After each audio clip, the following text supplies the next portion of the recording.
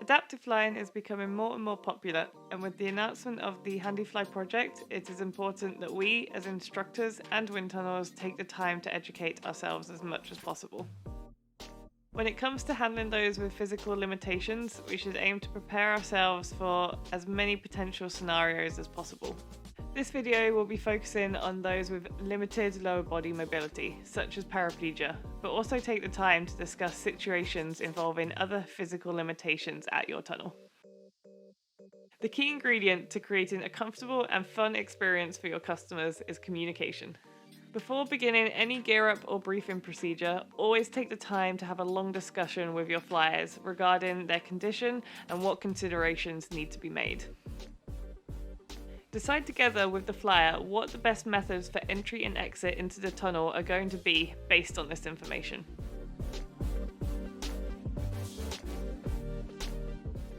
The BraceX knee mechanism is made up of two parts, the locking plate and the twist lock.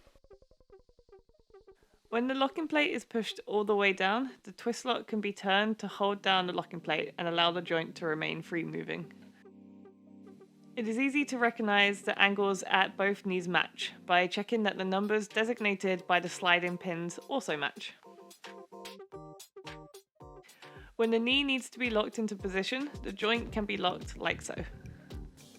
When you have a hard time operating the mechanism by hand, you can opt to use the provided tool like so.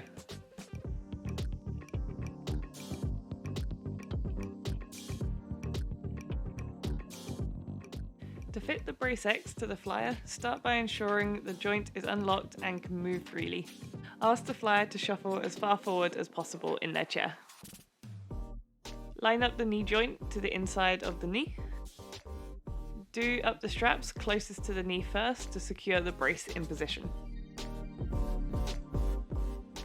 Consider asking the flyer to do up the topmost straps themselves for their comfort.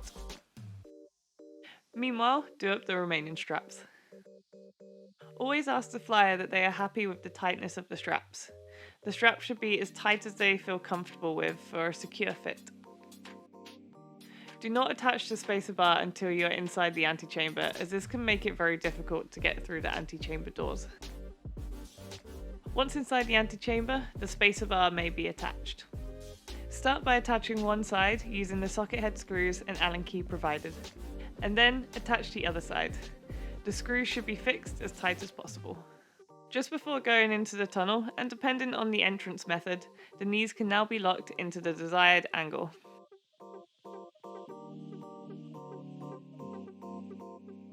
The following entry method is the safest and most practical to use with any flyer of any size, weight or experience level. Leave the knees unlocked to avoid any unnecessary loads being put through the knee joint mechanism.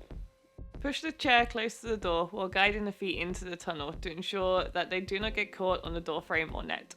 Tell the flyer in the briefing to keep their arms up. Support the flyer on both sides with one arm under the shoulder and use the other hand to hold the spacer bar while lifting them onto their back into the tunnel. Once inside the tunnel, roll the flyer onto their belly. Discuss with the other instructor beforehand which way you will be rolling the flyer.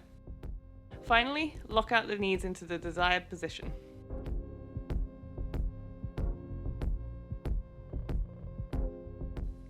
The next entry method is suitable for experienced flyers and light to medium weight flyers. With heavier flyers, it's harder to avoid putting pressure on their legs. For lighter flyers, the knees can be locked before entering the tunnel. For medium weight flyers, the knees should be unlocked to avoid putting unnecessary stress through the brace on entry. Push the chair close to the door while guiding the feet into the tunnel. When pulling the flyer into the tunnel, remove as much weight as possible from their legs by supporting their weight with the spacer bar. Finally, lock the knees into the desired position if they have not already been done. The final entry method is suitable for experienced flyers. Lock the knees into the desired position. Kneel on one knee either side of the door. Brief the flyer beforehand to use the instructor's shoulders to push themselves up and out of their chair and into the tunnel.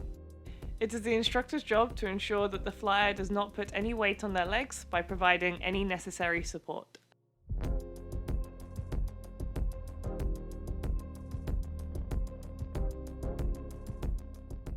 One of the main benefits of the Brace X is that adjustments can be made in flight by pushing down only the locking plate and allowing it to snap back into place. With first-time flyers, one instructor should maintain controllability of the flyer while the other instructor makes adjustments. As the flyer becomes more experienced, adjustments can be made with only one instructor. A load acting on the mechanism can sometimes make the locking plate difficult to push down. If you're struggling to make adjustments, it is acceptable to take the tool into the tunnel, providing that it is properly secured to your wrist with the wrist strap provided. One of the most important considerations when handling flyers with no lower body sensation is that they could unknowingly injure themselves. With handicap flyers, extra care needs to be taken to prevent the flyer's lower body from impacting the glass. This should be practiced even as the flyer becomes more experienced.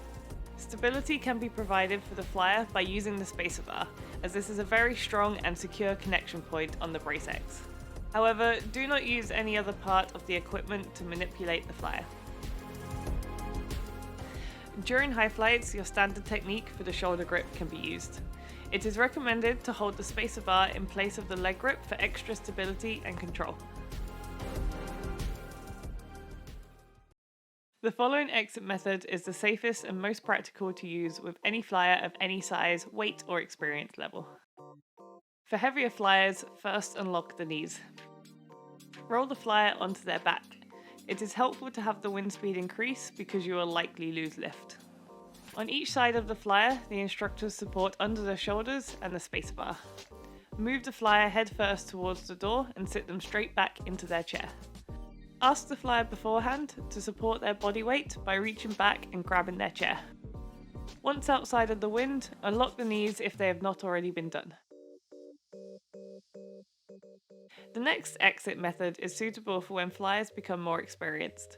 Give an extensive briefing to the flyer before they try this exit. The flyer moves towards the door on their belly. As their head and shoulders come through the door, they can grab the door frame or their chair to support their upper body. The instructor or instructors then support the lower body as they twist around into their chair. Once outside of the wind, unlock the knee joints.